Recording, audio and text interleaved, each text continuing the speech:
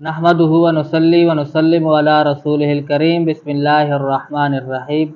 عقیدہ ختم نبوت کے دفاع کے لیے کل سپریم کورٹ کے باہر اور اندر علماء اور